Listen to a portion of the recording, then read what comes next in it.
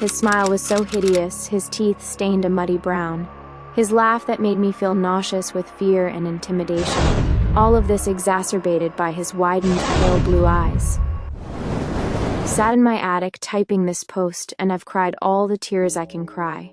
I feel sick. I feel terrified. He's downstairs right now, crawling around the house on all fours. I need advice. I need help. Dale was so funny. His smile was so infectious. His laugh that could brighten even the darkest of days. He loved the outdoors too. Ever since we were knee-high childhood friends, Dale was always the one out from sunrise to sunset, racing around on his bike with the rest of the kids from the neighborhood. Water fights in the summer, snowball fights in the winter. As we both got older into our adolescence, he consistently had a sports meet to attend or some practice he was late for. Always armed with a racket, a ball, or even a frisbee in his ultimate frisbee phase. Then we began dating right after university. His degree was in sports science naturally, and mine was in psychology. When we ended up attending universities on opposite sides of the country, I thought mine and Dale's paths permanently split, going in different directions that the inevitability of time ensures with many friendships. Not us, though. I'd just turned 21, he was 22, and he sent me a message on July 24th. The date is significant, as 2 days prior was my birthday. Dale always jokes how he innocently got the dates mixed up.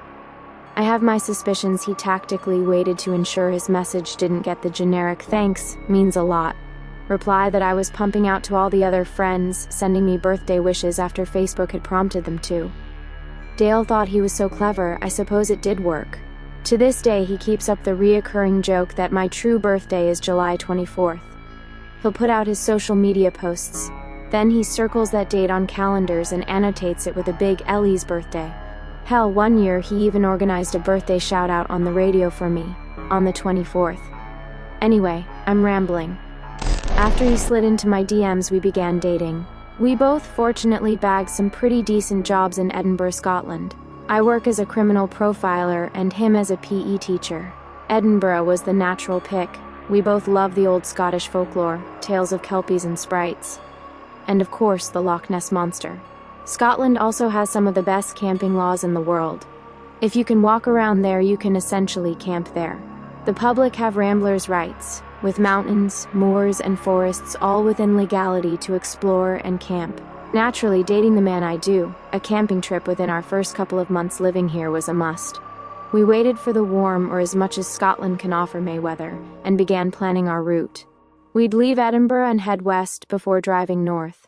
This would take us directly to Galloway Forest, the biggest in the country. Spanning over 300 miles, the forest is also a dark sky region, with the country limiting the light in this area to provide more starry nights. This, of course, creates some beautiful, but dark nights. This might be one of the reasons for the countless stories of mythical creatures and silly monsters that spew out of the region. We disregarded this. Dale already had all the camping gear, a tent for us to share, a blow-up mattress, 2 sleeping bags, camp chairs. I wasn't joking when I said my man lived for the outdoors. I looked at myself in the mirror and smiled, my reflection smiling back. Life really does have its way of working itself out. I head out the door, with my reflection mirroring my behavior. "I got you a wee surprise as well, my love," he said with a grin on his face as he loaded the second chair into the back of the car. "Well, you'll have to wait and see, won't you?" I smiled and gently punched his arm jokingly. He knew I hated surprises. The drive there was long, but the walk after we parked the car up was even longer. Dale insisted on going as deep into the woods as we could, away from the pesky civilization he constantly claimed was such a nuisance. We finally settled on a small clearing amongst the towering oak trees that surrounded us for miles. Dale sat his bag down immediately, unloading the equipment we'd hauled for miles. I also took a seat, but purely to admire the scenery, the peace, the silence. The silence that was broken by a deafening scream. The scream ripped through the air like a knife through butter, the acoustics of the forest making it seem endless, echoing around, making its point of origin or its proximity to us indeterminable. The only sound I could compare it to would be nails on a chalkboard, but with the volume of a sonic boom. I stood up from my perch on the floor immediately, looking at Dale in horror. I could see the slight panic on his face too, a juxtaposition of his typical calmness in stressful situations. "Babe, what the f*** was that?" I asked him with a mix of fear and anger. He paused, his eyes still scanning around the trees surrounding us hopelessly. I'm sure maybe a fox ... or something." "A fox?" "Dale, that sound did not come from a fox. It could be some sort of big cat. I read reports that they get brought over illegally and let out into the wild. In certain conditions they can..." "You're telling me we could be sharing the wood with a mountain lion? In Scotland?" Dale met my eyes, giving me a look of uncertainty. "Dale, we're leaving." "We can't. Sun sets in less than 45 minutes. The walk back to anywhere remotely civilized will take at least 2 hours. We can't do the walk in the dark. That'd be far more dangerous than anything that could have produced that sound." I looked at him with my mouth agape. I could see the uncertainty in his eyes, but he corrected this quickly, his concern easing and a wry smile beginning to break the tension. "You'll be all right, Elle. You're with me after all." I couldn't help but giggle. We soon forgot about the scream. After we set up the tent and got a small fire going, it soon began to get dark. We took this as our sign to crack open the bottle of wine we'd brought with us. Dale pulled the red from his bag along with 2 wine glasses. He filled them up and handed me mine. "I propose a toast," he said gallantly, "to my gorgeous Elle, without whom I don't know what I would do. To this beautiful forest we've found ourselves at the heart of, and to God." After that, we just chatted the night away, watching the fire dance in front of us, holding hands, listening to the crackle of the kindling. "Think we're gonna need a wee top up on firewood," Dale said. "Okay, babe, be careful." He rose from his perch on the log and marched off into the forest, a slight sway in his step from the alcohol. I giggled like a little girl, so in love, so happy at that moment. We went beyond the tree line into the darkness, and I heard him begin to break branches. Snap, snap, crack. An unusually loud, slightly different crack came from the darkness. I heard Dale gasp, and then nothing. "Babe," I said as I got up. "Babe," I shouted with more urgency, running into the trees. I was immediately engulfed by darkness, the illumination of the campfire soon shrouded out by the trees. I kept shouting Dale's name, in a panic, scouring the dark forest floor as best as I could, searching for his potentially incapacitated body. The tears began to roll down my face, and my heart pounded through my chest as every second that passed with no sign of him. Then I heard it. It was just a whisper. One that could have been mistaken for a gust of wind amongst the trees, but my heightened senses in the stressful environment urged me to pursue it. I looked in the direction I heard the whisper from. Up. I swore up and down it came from above me, in the dark branches of the trees that covered me from the night sky. As my eyes adjusted more to the dark, I saw it. The silhouette of a figure up in the trees. It looked to be reaching towards me, reaching out its hand, and then... "Ellie!" a voice called from back in the campsite. "Dale!" I cried. I raced back to the campsite and saw Dale stood there. I ran up and embraced him, jumping into his arms with relief. "You're freezing," I told him, pulling my arms back from his ice-cold skin. "Where's the firewood? How are you going to warm up now?" Something dropped down from the trees, a bat maybe," Dale replied. I thought back to the silhouette I'd seen in the tree, much larger than a bat. I kept it to myself, though, not wanting to stress Dale more. I began getting changed in the tent, watching as Dale just looked out into the woods. He was frozen, just staring into the same spot in the tree line he'd entered before. Staring into the same dark abyss.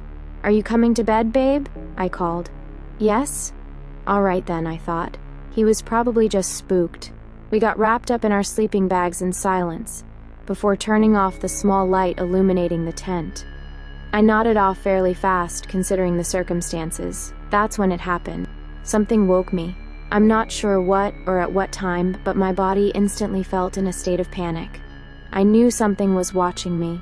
I opened my eyes ever so slightly, my long eyelashes covering the small slither of pupil in between my eyelids, enough to see without giving away that I was awake. Dale was sat up, still in the dark. His legs were crossed and up very high, his knees uncomfortably close to his chest. His eyes were wide open, wider than I'd ever seen them, and he was staring right at me. My palms immediately started sweating, and my heart raced once again. He was looking at me like some piece of meat, not blinking. No discernible emotion, just staring. I closed my eyes again, not moving, paralyzed in fear.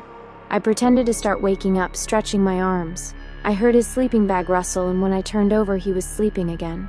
I was stunned, lying there awake for the rest of the night until the comfort of the sunrise saved me. The next morning, Dale said he wasn't feeling well and wanted to go home. Odd. The man spends every minute of his life outdoors and all of a sudden wants to pack up and leave? I didn't argue, instead beginning to pack up the stuff with him. The walk back to the car was silent, so awkward. Occasionally I'd turn around to catch Dale lagging behind, staring at me again. Every time he saw me look, he'd avert his gaze to somewhere else. Once we got back in the car, Dale complained he was too tired to drive, that he just wanted to rest in the back. I reluctantly agreed. He knew how much I hated long drives. But I suppose if he wasn't feeling well, I should probably cater to him. "What's wrong?" I asked him. "I just want to get out of the sun. I hate being outdoors," he replied. This was odd. I hate being outdoors? He must really not be feeling well. The whole drive he maintained his newfound unnerving stare. I could feel it now, burning into the back of my head. I could almost sense a feeling of danger. Every muscle in my body screamed at me for the entire car ride to pull over and run, but I didn't. And nothing happened.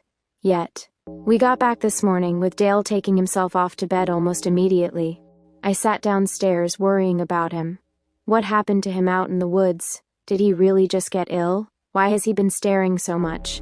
I decided I had to confront him. I marched up the stairs and placed my hand on the doorknob, preparing myself to open it.